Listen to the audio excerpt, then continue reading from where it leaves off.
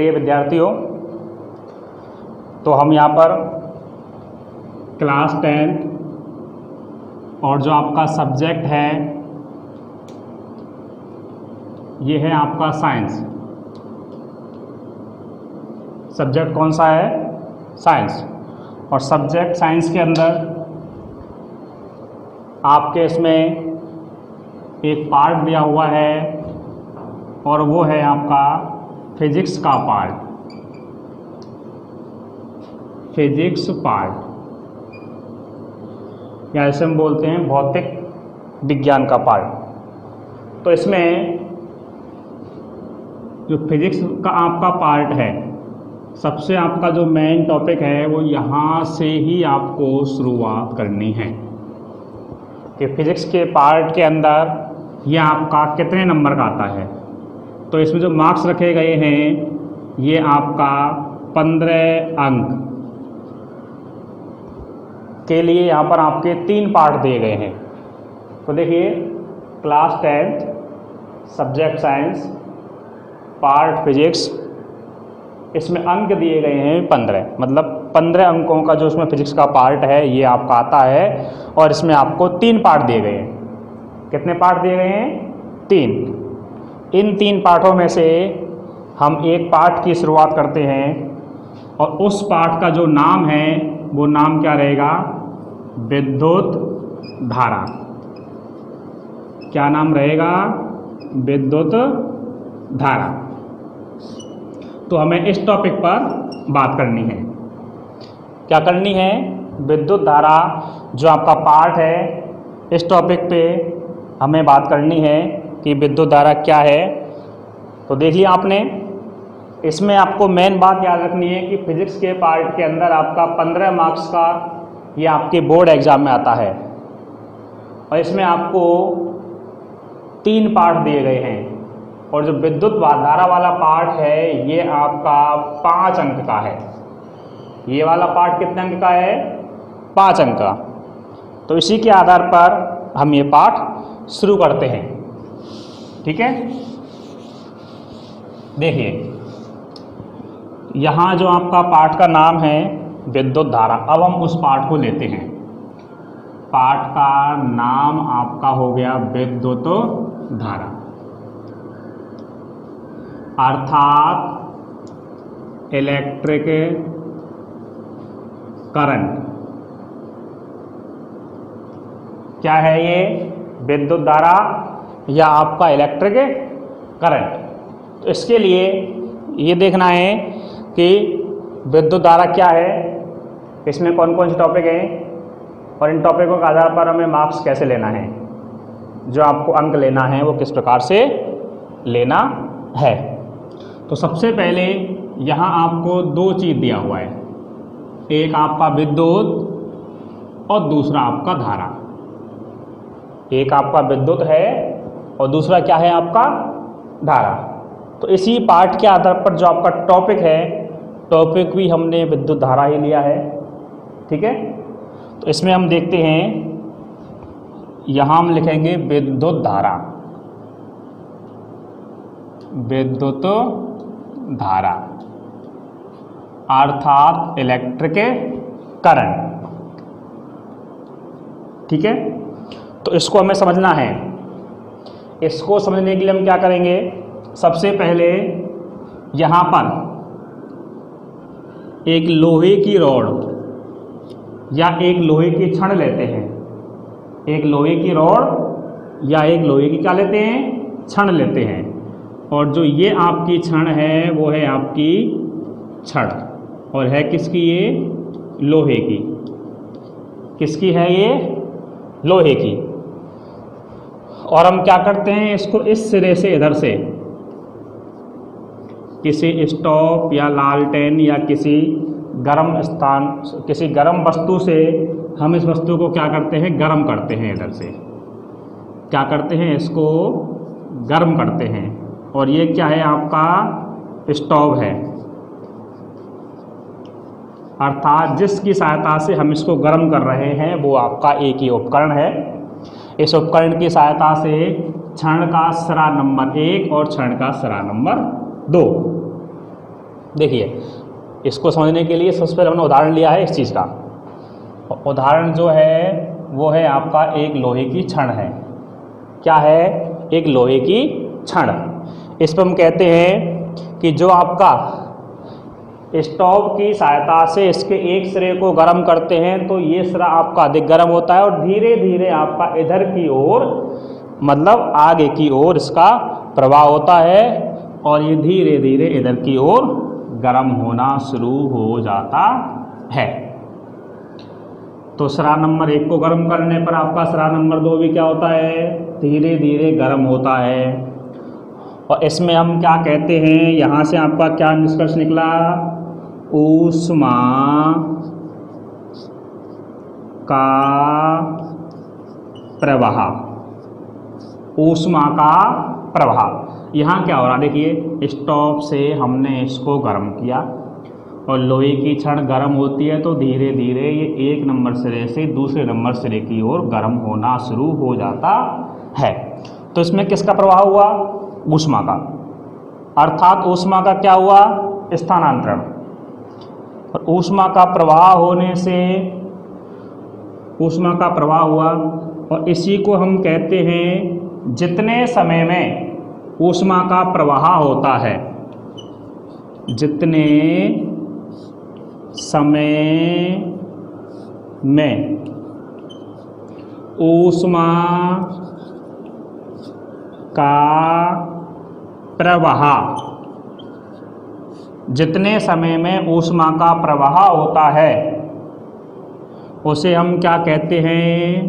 ऊष्मा दर। उसे हम क्या कहते हैं?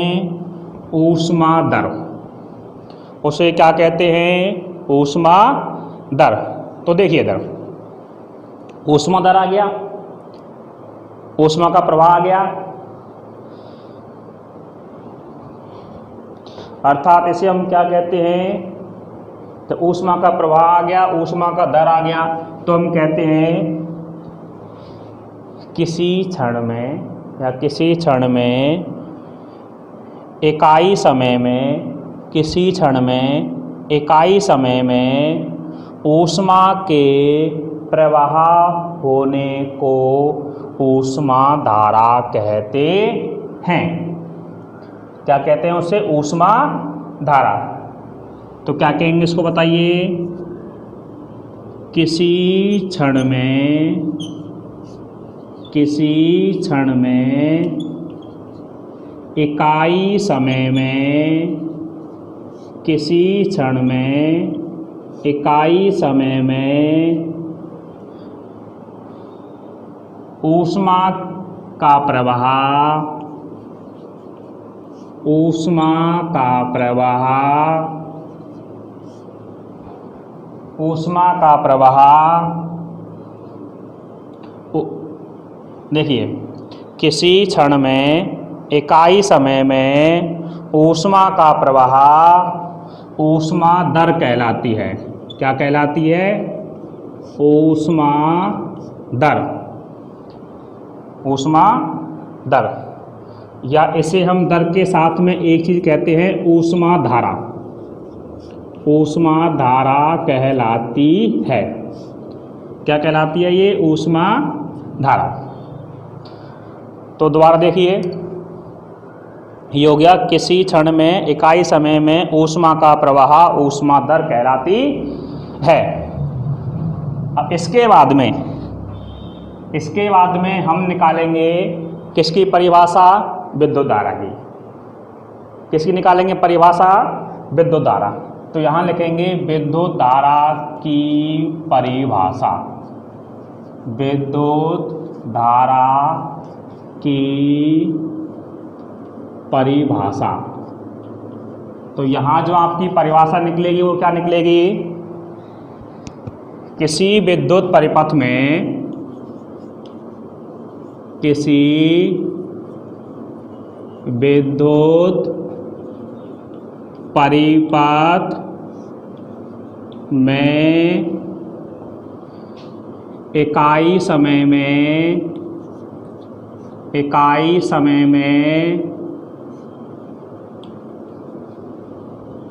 इकाई समय में गुजरने वाले आवेशों की मात्रा, गुजरने वाले आवेशों की मात्रा क्या कहलाती है? विद्युत धारा कहलाती है। विद्युत धारा कहलाती है। क्या कहलाती है? विद्युत धारा। ये आपकी परिभाषा नंबर 1 है। और परिभाषा नंबर 2 हम कहते हैं आवेशों के प्रवाह की दर भी विद्युत धारा कहलाती है। देखिए, यहाँ हमने आपको 2 परिभाषा निकाला है और ये दोनों परिभाषा निकाला किससे है? एक उदाहरण लिया लोहे का। किसका उदाहरण लिया? लोहे का। उसमें क्या हुआ? ऊष्मा का प्रवाह। उसमें क्या हुआ? ऊष्मा दर इकाई समय में, ठीक है। उसमें क्या हुआ? ऊष्मा धारा। ऊष्मा धारा, इसके आधार पर हम कह सकते हैं कि किसी विद्युत परिपथ में इकाई समय में गुजरने वाले आवेशों की मात्रा या आवेशों का प्रवाह विद्युत धारा कहलाती है। या यहाँ दोबारा कहेंगे आवेशों के प्रवाह की दर को विद्युत धारा कहते हैं। इसके बाद में इसका निकलता है सूत्र। क्या निकलेगा? सूत्र। तो यहाँ हम इसमें इसके सूत्र की स्थापना करेंगे। किसकी स्थापना करेंगे? इसकी सूत्र की। तो सूत्र की स्थापना करने के लिए यही दिया हुआ है, विद्युत धारा बराबर विद्युत धारा बराबर आवेशों का प्रवाह या आवेश बटे समय। या हम ये भी कह सकते हैं कि विद्युत धारा बराबर आवेशों का प्रवाह बटे समय, क्योंकि दर लिया गया है। देखो यहाँ पर क्या लिया हुआ है? दर। क्या लिया हुआ है? दर। दर का मतलब है कि जो आपका समय आ रहा है, यहाँ आपका समय किस में दिया हुआ है? हर में। अर्थात जब आपका समय हर के रूप में आता है तो उसे हम क्या कहते हैं? दर कहते हैं। क्या कहते हैं? दर। अर्थात विद्युत धारा बराबर आवेश बटे समय। यह आपका रहेगा, जब समय आपका आएगा कहाँ? हर के रूप में, तो उसे हम क्या कहते हैं? दर कहते हैं। क्या कहते हैं? उसको दर कहते हैं। और इसी आधार पर हम क्या कह सकते हैं? विद्युत धारा को हम किससे लिखते हैं? आई से। किससे लिखते हैं? आई से। तो यहाँ लिखेंगे विद्युत धारा को लिखते हैं आई से, बराबर इसके लिए आवेश दिया गया है Q, और समय को हम किससे लिखते हैं? T से। समय को किससे लिखते हैं हम? T से। तो यहाँ आपका सूत्र क्या निकल गया? विद्युत धारा I बराबर आवेश Q बटे समय T। ये आपका सूत्र निकला है। और इस सूत्र के आधार पर आपको आंकिक सवाल दिया हुआ है किताब में, और आपको पीछे भी आंकिक सवाल दिए हुए हैं। और इन्हीं आंकिक सवालों में से आपका आंकिक सवाल आते रहते हैं। देखिए, एक बार हम आराम से, शांति से, तसल्ली से दोबारा सुनते हैं, ठीक है। देखिए, विद्युत धारा, उदाहरण लिया, लोहे की छड़ लिया, गरम किया, गरम हुआ, ऊष्मा का स्थानांतरण हुआ, अर्थात ऊष्मा का प्रवाह हुआ। ऊष्मा के प्रवाह में जितना समय लगा उससे ऊष्मा दर आई, और ऊष्मा दर, और इससे क्या बन जाएगी आपकी? ऊष्मा धारा की परिभाषा, ठीक है। अब देखिए, विद्युत धारा की परिभाषा निकालते हैं तो किसी विद्युत परिपथ में इकाई समय में गुजरने वाले आवेशों की मात्रा को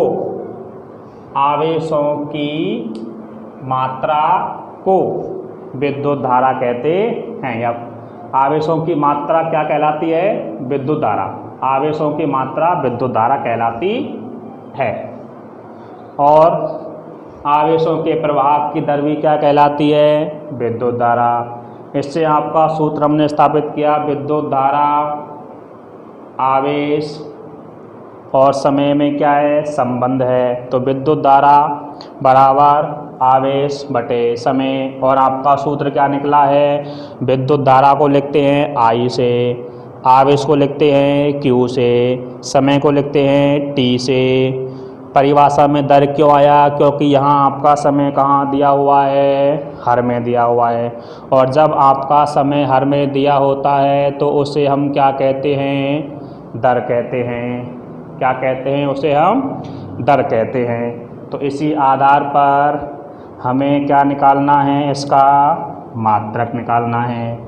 क्या निकालना है? इसका मात्रक निकालना है।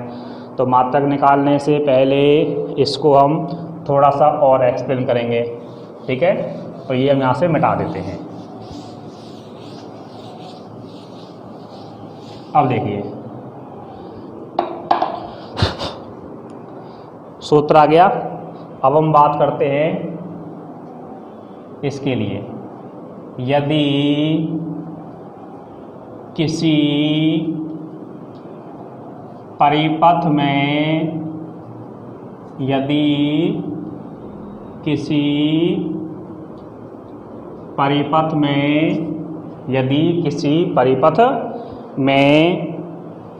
T समय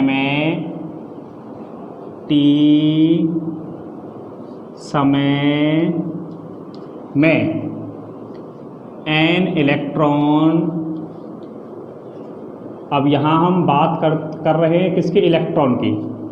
T समय में n इलेक्ट्रॉन गुजरते हैं।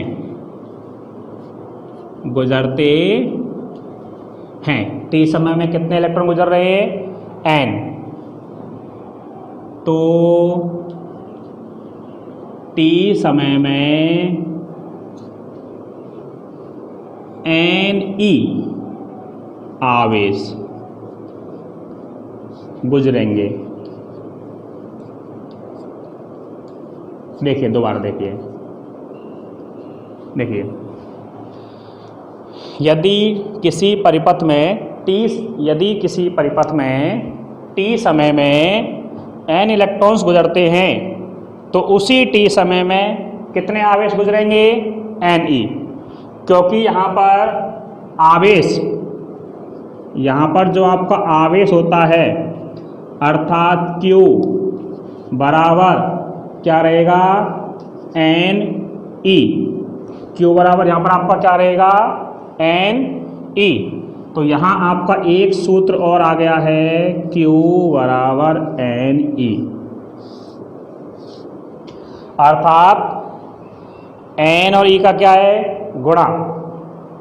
आवेश बराबर n क्या है? इलेक्ट्रॉनों की मात्रा। n क्या है? इलेक्ट्रॉनों की मात्रा। और e क्या है? इलेक्ट्रॉन। e क्या है? इलेक्ट्रॉन। तो e क्या है आपका? यहाँ पर इलेक्ट्रॉन है। और इलेक्ट्रॉन का मान क्या होता है? तो यहाँ हम बात करेंगे E जो दिया हुआ है, इसे हम कहते हैं इलेक्ट्रॉन। क्या कहते हैं इसे? इलेक्ट्रॉन। लिखते किससे हैं इसको? E से।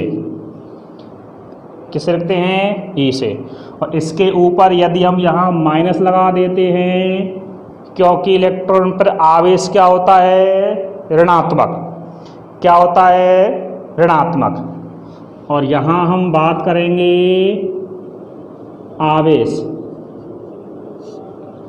कैसा होता है? ऋणात्मक। कैसा होता है? ऋणात्मक। इसलिए इसको किससे डिनोट करते हैं? ई के ऊपर बार से। किससे डिनोट करते हैं इसको? ई के ऊपर बार से इसको दर्शाया जाता है। ई के ऊपर बार से इसको क्या करते हैं? हम दर्शाते हैं। देखिए एक बार हम दोबारा और सुन लेते हैं, फिर हम क्या है कि हम इसको मिटा देंगे। देखिए, किसी विद्युत परिपथ में इकाई समय में गुजरने वाले आवेशों की मात्रा विद्युत धारा कहलाती है।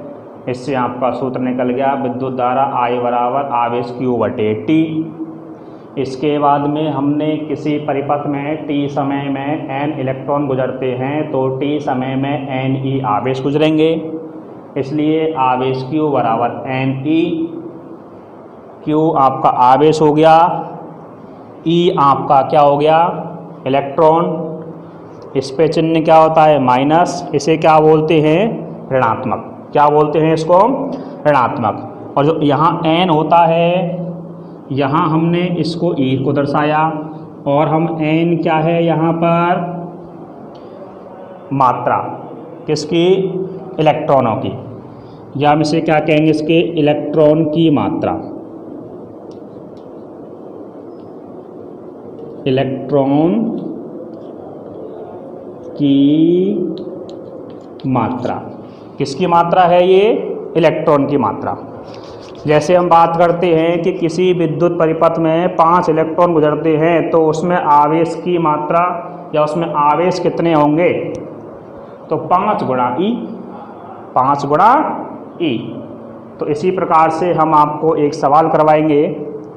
क्या करवाएंगे? सवाल।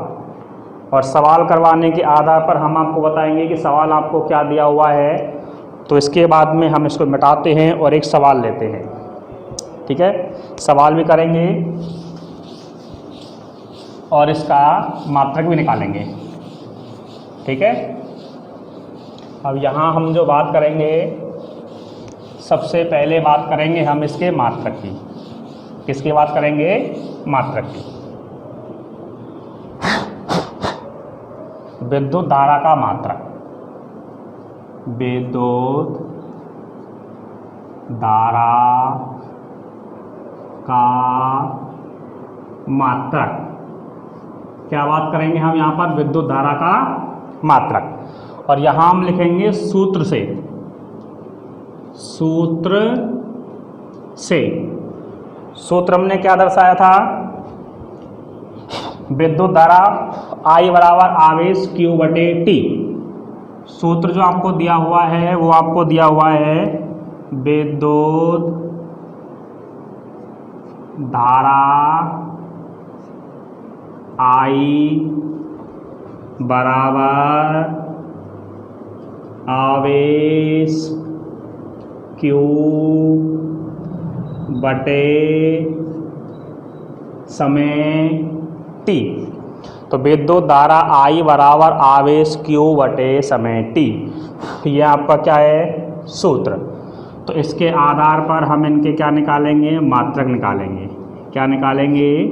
मात्रक। सबसे पहले यहाँ हम लेते हैं आवेश। क्या लेते हैं? आवेश। इस आवेश को हम किससे दर्शाते हैं? Q से। किससे दर्शाते हैं? Q से। और Q से दर्शाते हैं, फिर इसका मात्रक क्या होता है बताइए? जो आपका मात्रक निकलेगा वो निकलेगा कूलाम। क्या निकलेगा इसका मात्रक? कूलाम। और कूलाम को हम किससे दर्शाएंगे यहाँ पर? C से। कूलाम को किससे दर्शाते हैं? C से दर्शाते हैं। कूलाम को किससे दर्शाएंगे? C से। और यहाँ आपका दूसरा क्या दिया हुआ है? समय। समय को किससे लिखते हैं? SEC। सीधा S नहीं लिखेंगे, सीधा S नहीं लिखेंगे। क्या लिखेंगे इसको? SEC, second. ठीक है, फिर हम जो इसका मात्रक निकालेंगे, या आपको हम इसे सीधा कह सकते हैं, यहाँ T ले सकते हैं, कोई बात नहीं है। क्या ले सकते हैं? T, क्योंकि यहाँ हमने क्या लिया है? T लिया है। इसी के आधार पर यहाँ क्या लिया है? Q लिया है, तो यहाँ हम क्या लेंगे? T लेंगे। और फिर इसका जो मात्रक आएगा वो क्या आएगा? सेकंड आएगा। सेकंड ऐसे लिख सकते हैं और इसको हम दर्शाएंगे SEC से। कैसे दर्शाएंगे? SEC से हम इसको दर्शाते हैं। SEC से हम क्या करेंगे? इसको दर्शाएंगे। तो दर्शाने के बाद में हम जो बात करेंगे, हम क्या निकाल रहे थे? विद्युत धारा का मात्रक। क्या निकाल रहे थे? विद्युत धारा का मात्रक। तो यहाँ जो आपका विद्युत धारा का मात्रक आएगा, वो मात्रक क्या आ जाएगा? विद्युत धारा बराबर, आप इसको किससे लिखेंगे? हम कूलाम से। किससे लिखेंगे? कूलाम से। बटे क्या लिखेंगे हम? यहाँ सेकंड लिखेंगे। अब क्या लिखेंगे? सेकंड। या हम इसको क्या कहेंगे? C/SEC, या इसे हम कहेंगे कूलाम प्रति सेकंड। कूलाम प्रति सेकंड। कूलाम प्रति सेकंड। और कूलाम प्रति सेकंड को हम क्या बोलते हैं? एम्पियर बोलते हैं। क्या बोलते हैं? एम्पियर। और एम्पियर को किससे दर्शाते हैं? ए से। देखिए, ये इसका मात्रक है। ठीक है, ये क्या है? इसका मात्रक। तो एक बार हम इसको दोबारा देखेंगे। विद्युत धारा का मात्रक यहाँ तक हमने देख लिया था। आप इसको क्यू से लिखते हैं, इसका मात्रक होता है। अब इसका कूलाम, जिसको सी से लिखते हैं। नीचे समय है, समय लिया, समय को लिखते हैं टी से, और टी के बाद में इसका मात्रक क्या होता है? सेकेंड, जिसको हम किससे लिखेंगे? SEC से। इसके बाद में आपका विद्युत धारा का मात्रक क्या निकलेगा? कूलाम बटे सेकेंड, या कूलाम C/SEC, या कूलाम प्रति सेकेंड, या इसे हम कहते हैं एम्पियर। तो यहाँ आपका सीधा सीधा विद्युत धारा का मात्रक क्या निकलेगा? एम्पियर निकलेगा। यहाँ बात करेंगे विद्युत धारा का जो मात्रक है वो क्या है? एम्पियर है। अतः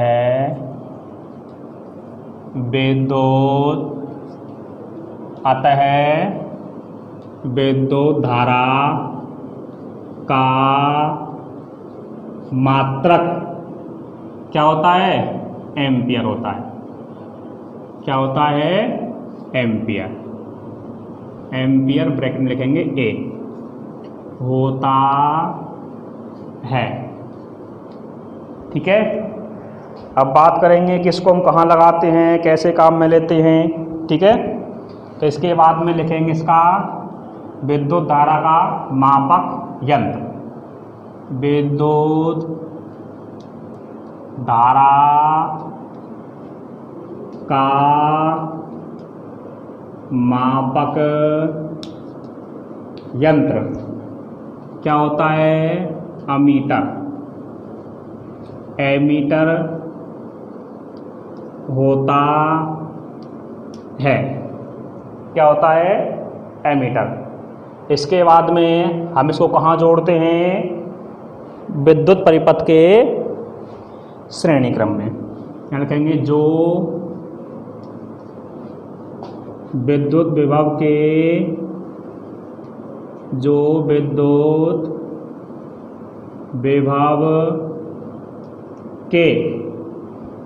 कहाँ जुड़ता है? ये श्रेणी क्रम में। श्रेणी क्रम में जोड़ा जाता है। कहाँ जोड़ा जाता है? ये श्रेणी क्रम में। एक तो आपको ये याद रखना है, इसको हम जोड़ते हैं कहाँ पर? श्रेणी क्रम में। ठीक है, एक आपको याद रखना है कि इसका मापक यंत्र क्या है? अमीटर। इसका मात्रक क्या होता है? एम्पियर। लिखते किससे हैं इसको? ए से। ये चीज़ आपको इसमें याद रखनी है। क्या रखनी है आपको? ये याद रखना है। और इसी के आधार पर हम आपसे क्या कहते हैं? इसको एक बार दोबारा से सुन लेते हैं। तो देखिए, विद्युत धारा का मात्रक सूत्र क्या है? विद्युत धारा I बराबर आवेश Q बटे T। तो हम यहाँ पर मात्रक के लिए आवेश को किससे दर्शाते हैं? Q से। और इसका मात्रक क्या होता है? कूलाम, उसको किससे दर्शाते हैं? C से। समय को किससे लिखते हैं? T से। मात्रक क्या होता है इसका? सेकंड, सबसे छोटा मात्रक सेकंड है। इसको किससे दर्शाते हैं हम? SEC से। अर्थात विद्युत धारा का मात्रक क्या हो जाएगा? कूलाम बटे सेकेंड, कूलाम बटे सेकेंड, या C बटे SEC।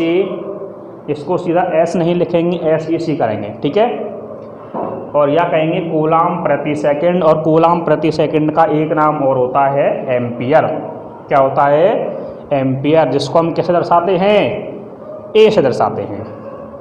अब देखिए कि इसको हम मापते कैसे हैं, इसके मापक यंत्र का नाम क्या है, इसको कहाँ काम में लेते हैं, वो देखना है।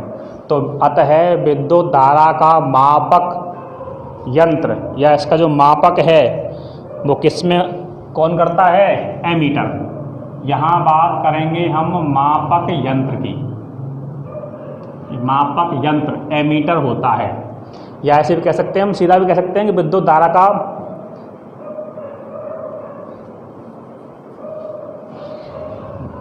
यहाँ मात्रक की बात कर रहे हैं, मापक यंत्र की, सॉरी। तो अतः विद्युत धारा का मात्रक क्या होता है? एम्पियर होता है। विद्युत धारा का मात्रक क्या होता है? एम्पियर। और विद्युत धारा का मापक यंत्र क्या होता है? एमीटर, जो विद्युत परिपथ के श्रेणी क्रम में जोड़ा जाता है। इसके बाद में हम आगे बात करेंगे कि विद्युत परिपथ क्या है, परिपथ में कौन कौन से आपके उपकरण इम्पोर्टेंट होते हैं, इन उपकरणों को हम कैसे काम में लेते हैं, कि विद्युत परिपथ कैसे बनाते हैं।